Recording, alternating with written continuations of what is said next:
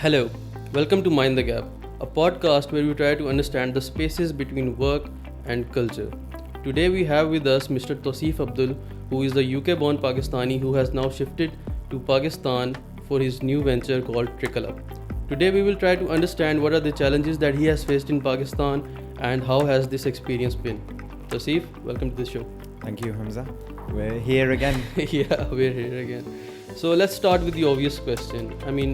You left the well-structured workforce, the overall, entrepreneurship structure in the UK. How has that experience been like? What are the challenges that you faced initially coming to Pakistan? So I think, first of all, I obviously came during COVID and the UK was on lockdown and roads were empty. It was a really bleak time. And, I don't know the statistics, but there was a lot of depression, there was a lot of anxiety, there was loads of issues going on at the time within the UK. And that's when we decided to obviously do something different.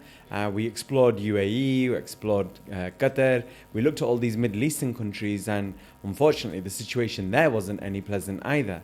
And so you chose Pakistan. Yeah, so motherland, and this is where the roots are. We know the language. But what actually inspired you? So I came to Pakistan just during COVID, at the beginning of COVID in March 2020, and I really liked it. Now, where we are now in Beria town, it's a lot more developed than what some of the rural areas are, and where our hometown is. So I really enjoyed it, and I thought to myself, actually, I could live here. And I went back, discussed it with the missus. We started seeding it with the children. It took me 6 months to convince my family, let's do this. And then 6 months of planning, and then eventually we arrived here in August 2020. Excellent. All right, let's talk about the work culture. All right. So you've basically introduced some UK-inspired policies that has actually, I think, raised some eyebrows here in the office as well. For instance, the no office boys policy. Yeah, I think we did put up a video where people were actually commenting on this as well, where you talked about it. But how does that work here for you? For instance, you have to clean your own workspace, you have to do your own dishes. Some say that you were actually eroding jobs. Some might term it as egalitarianism or something like that. But what's your take? So in the UK, there's no concept of an office assistant who's going to make you tea and who's going to bring you your lunch from the fridge and who's going to probably open a door for you and clean your workspace. That concept just does not exist in the West. Now, there's multiple reasons for that. Number one is obviously the cost of labor is so much more. The minimum wage at the moment is $11.44, so no business is going to pay $11.44 so that the employees can get a cup of tea. Now, if we're thinking about all these big businesses and we're thinking of all these successful businesses in the West and they don't have that practice, then as Trickle Up, where we're servicing 100% UK clients and we're trying to build a UK culture or a Western culture within our office space, then why would we then adopt a practice that's normal here, but actually, in my mind, all it promotes is laziness. Mm-hmm. So you're drinking a cup of coffee now. Yeah. Once you're done, you're going to wash that mug yourself. There's a level of, but that sounds strange in Pakistan, but in the UK, that's normal. If our viewers are sat in the UK and someone says to them that once you've had your coffee, you're going to wash your mug, they're going to say, well, of course I am. Who else is going to do it? So for me, there's a level of ownership, there's a level of togetherness, there's a level of camaraderie that comes about from you washing your mug. And we have so many lads here who joke, who say, we don't want our folks to know at home that we wash dishes because then they'll make us do it at home as well. Yeah, absolutely. I would think about that as well. But again, just very quickly, and I want you to respond just very quickly on this point, that people actually say that there's a space for another job right there. Yeah. So if we are not cleaning our dishes and we are not, cleaning our workstation, there's still an aspect of someone that is potentially being hired to do that job, and obviously that person would be giving that, or the whole income of that person would be dependent on that. So how do you tackle that specific perspective? Well, first of all, you'll wash your mug and you'll wash your plate, but you don't sweep up, you don't clean the bathrooms, you don't Yeah. do the dusting. All of that is still done by somebody.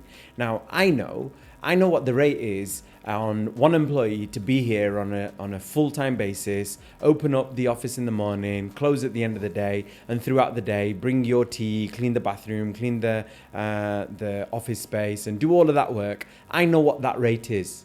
Now, the guy that comes in and cleans our office, we probably pay him 75% of that rate, and he's only here for an hour and a half in the day. So we can't be accused of paying people less or anything like that. We get in somebody for an hour and a half. And as I say, I could pay 25% more and he could be here all day. From a value for money point of view, it makes sense for me to get that person in all day. But however, I'm paying him 75% of the rate. He's only here for an hour and a half in the morning. He comes 6 days a week. And meanwhile, for the rest of the day, he's got other jobs that he's doing. Understood. I mean, the answer is very simple. The overall, I mean, whatever we do is basically, I think it's guided, it's monitored, it's something that is controlled in a controlled environment. Yeah. And again, to the audience that has pointed that out, we would like to make that very clear that all of the other chores, we have a person that actually does that. Yeah. And we basically provide him with more convenience to do that, because obviously, as you're saying, he just comes here for an hour and a half and he takes almost 75% of the income that a full-time employee would actually take.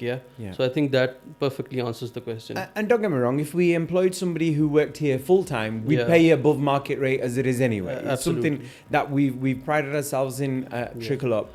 We always pay above market rate. Why? Because number one, we get good quality people. Number two, we want people to stay. And number three, it's just not fair.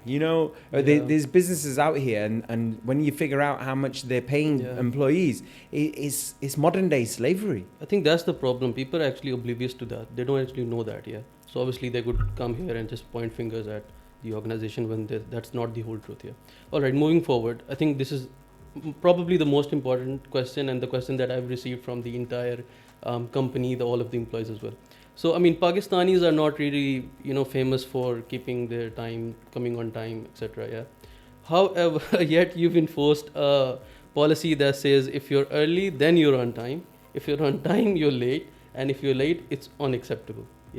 So the question is, I mean, is that actually about discipline, or do you just miss the UK trains that drive down to the second? I think for me, the biggest lesson I got that helped me adapt to Pakistan was I had a job interview during COVID. I was out of work. I was working on one of the projects, and I got an international job opportunity in Trinidad and Tobago. Now, it was an interesting affair because I think I had about 4 interviews. And after the first interview, the second, third, and fourth, they were just describing, not very good employees. They'd say to me things like, when you've called a meeting and somebody turns up half an hour late, and then they remember they've not got a coffee, and then they get up and go get a coffee, how would you deal with that? And I found it really strange because the questions were really strange. And eventually somebody opened up and they said to me, this is the culture in Trinidad and Tobago. You can't change it. You have to change to the culture. And, it gave me a lot to think about, that actually I'm one person. We're one organization. We employ 24 people. I can't even change my locality, let alone the company. Yet we have enough power to be able to say, actually, hold on a second. We're going to educate you. We're going to be mindful. We're going to be respectful. But meanwhile, we're going to stick to these certain policies and these procedures. And don't get me wrong, since I've been running my own business, I've took a lot of inspiration from the Netflix No Rules book, which I really like, which encourages you to have less rules, to allow people to have creative freedom. But the punctuality and attendance, for me, they're just strict. And they have to work. I think that takes me to the other question. I think another important question, that you've actually done away with the traditional hierarchies, right? And giving employees the autonomy. However, like in a place where obviously structure matters, clarity matters, how has that been working out for you? Any regrets, any controversies, or is it just noise? I think we're a new business. We've only been operating for 2.5 years. If we, again, obviously you're basing it on a typical Pakistan structure. And if we were to think about, if Trickle Up was a typical Pakistani business, we would have a head of marketing, we would have a office manager, we would probably have a couple of assistant managers. So we've already got to four employees there. It comes down to the too many chiefs and not enough Indians or not enough Pakistanis, you know. And for me, it's about having a more flatter structure and giving everyone the autonomy and the ability to collaborate with their team members and come up with solutions. Because end of the day, what a marketing head to know all about your field, to know all about the content field, the graphics field, the video field, it's very, very difficult to do. Don't get me wrong, we have a project manager who keeps us on track and makes sure that we're not falling behind on actions and measures things. And, you know, but for me, that's a doing role. It's not a leadership role. And there needs to be an element of, we need loads of mini leaders as opposed to just one big leader. All right, understood. Now, Tausif, I mean, some people actually say that you come across a bit like a know-it-all. Yeah. How do you respond to that specifically? Do you see it as just confidence, the ability to learn fast, or just a misunderstanding of your leadership style? I think people that I've worked with before would probably accuse me of this as well. Obviously, I've been accused of this a few times, that I come across as a know-it-all. Yeah. And I've already got my response ready for this as well. And I've already been thinking about this. And my solution is very simple. When I don't know anything, I don't give an opinion. I just say, I don't know, go speak to somebody else. And I think I learnt this over a period of time working in the UK, where not everyone has to give their opinion. It's not about, in Pakistan, everyone's an expert in everything. You know, they have to give their opinion. No, let me tell you about what's happened, how it works, X, Y, and Z. And everyone's a subject matter expert. Yeah. But what I've realized I've probably worked on this over a period of time. When I don't know anything, it's about, okay, I don't know, who do we go to? Who can give us a more informed decision on this? Yet meanwhile, what I do know, then I will state it. So what happens is, because I'm only saying things that I actually know about, that I'm the subject matter expert on, then I'll give my opinion. So, whereas meanwhile, I'll not speculate, and I'll not get to the point where I'll start saying, you know, well, I think it'll be like this. Well, because I was just having a conversation earlier on. I was speaking to one of the colleagues, and he was saying, I think, and I said, listen, you shouldn't think, you should know. Yeah. You know, either you know, then say it. If not, then say it. I don't know all the facts. Let me go away and get it, and then I'll come back and then I'll tell you. You know, because when we say I think, technically it's a guess. Yeah. We're guessing. And you know, in our world of you know, working with clients and, you know, making sure that we're doing good quality work, we can't have that ambiguity of not knowing. And when we know, we do. And if we don't know, then we go and find out, or we go and speak to somebody who actually does know. All right. So obviously you follow that mantra. So I think we should abide by that as well. Let's zoom out a bit. Yeah. Pakistan.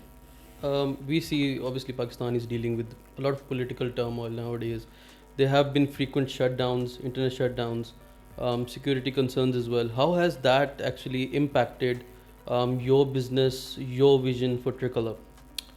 At the beginning, when we first started this off, I used to be constantly nervous. My worst nightmare was, you know, the internet goes off or the electricity goes off or anything like that. And thankfully, in 2.5 years, we've literally had 2 days, I think. One day was when the sharks attacked the fiber cable in the sea. Yeah. And the second day was when we had a national blackout, and there was a blackout across the whole of the country, and our backup generator system worked till 5 o'clock. But it was a nervous day. Yeah. You know, this could switch off any minute now, and we wouldn't have any electricity. Mm-hmm. Thankfully, other than that, we've not had a single issue. We've had some political turmoil only this last week. We've had something 3 weeks ago. However, where we're situated, thankfully, we don't have them problems. So there's a bit of exaggeration, I think, in 100%. all of these news. Yeah. I think you know, as soon as someone's picked it up, like the BBC or the Guardian or anything like this, I start getting, my phone goes off the hook. You know, I've got people ringing me up, oh, how is it? I'm like, well, it's okay. You know, I remember when only recently there was, in Islamabad, there was shelling going on and there was tear gas and all this kind of stuff. And I was reading the news article and it was 7 o'clock in the evening, and my daughter rang me and she said, you know, can me and my brother go and get some ice cream? And I said, yeah, sure. You know, that for me just expresses where we are. There's no problems. You know, my children, teenagers, are going out getting ice cream, but meanwhile, there's tear gas and whatnot, chaos going on in Islamabad. So that's why I think either by intention or by accident, whatever it is, we just have to be thankful for it. We're in a position or in a place where we're totally unaffected. And you know this, you know? Yeah, absolutely. We've had roads have been closed and we've had all this chaos. Yeah. And it's Thursday today. Yeah. We've had all this chaos since Sunday, and we've had it only when one employee can't come in for one day, and that's it. Other than that, we've had full attendance. Yeah, we've had full attendance. We've got everything done. We've been totally uninterrupted. So for me, that means that we're in the right place. Excellent. I mean, last question. We'll just wrap it up now. Where do you see Trickle Up in 5 years, in the upcoming 5 years? Will you still be here in Pakistan trying to instill these UK values in us Pakistanis, or do you see yourself adapting more to the local culture? Well, I'll answer the last bit first. So, right. Adapting to the local culture, I think I already have to an extent. Look, there's you sometimes say you're more Pakistani than us. I think I am. I'm definitely more Pakistani than the average Pakistani here, because I'm here by choice.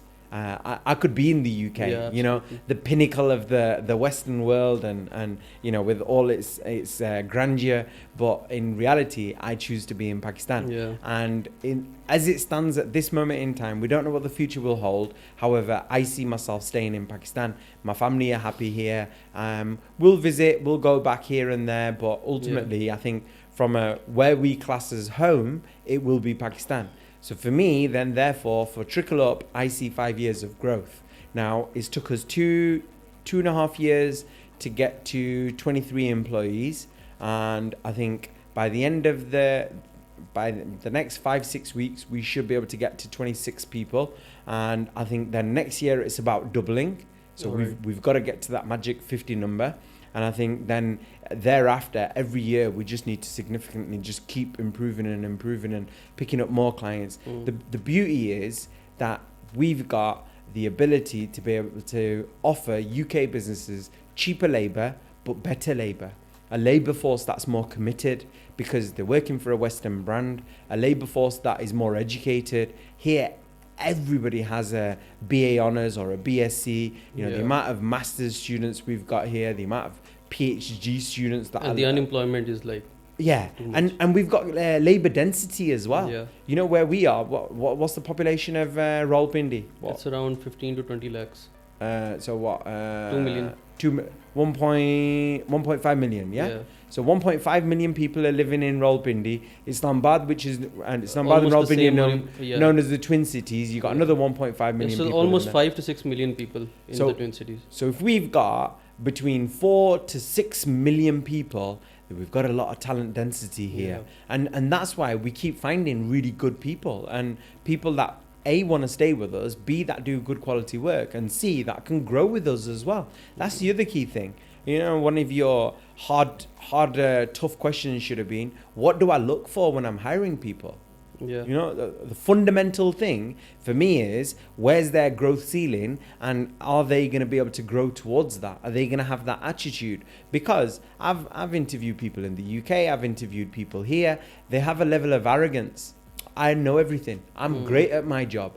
That person is going to give you headache. That person is going to give you, they're just going to give you constant issues, and then they're going to have a fixed mindset, and they're not going to be wanting to grow. So for me, it's about looking at potential. How can we grow people into this amazing, great role where they're doing great work, and then ultimately our clients are benefiting as well. Excellent.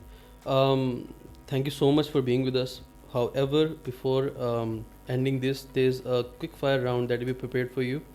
And the process is that you have to respond with the very first thought that comes into your mind. So you don't have to take time. So that's the rule, all right? All right. The first one.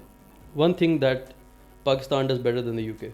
Weather, One thing you miss about the UK. fish and chips, and some food. My mother's food as well, to be fair. Food. All right.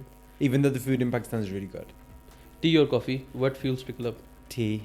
Tea. But now my nephew's come here and he's got everyone hooked on coffee. So, but I'm still a tea man. Late nights or early mornings? Both. If you weren't running Trickle Up, what would you be doing?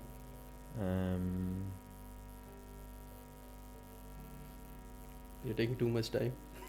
That's a good question. That is. If I wasn't running, there'd be too many things.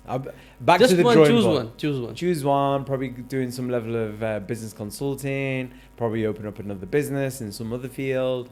But for me, this was my path. This is what I had to do. 18 years I managed people. 18 years I've got sales experience. Managing clients, speaking to clients, getting work, problem solving is what I do. So for me, I'm suited to this job. If you were to ask me what other job would be on my wish list, I'm a Liverpool fan, so it would be something to do with Liverpool Football Club. That would be my dream job. After that is running Trickle Up.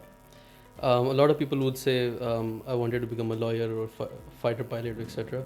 You took a bit too long on that question, but still, it's acceptable. So, Tausif, it's been a pleasure to have you on Mind the Gap.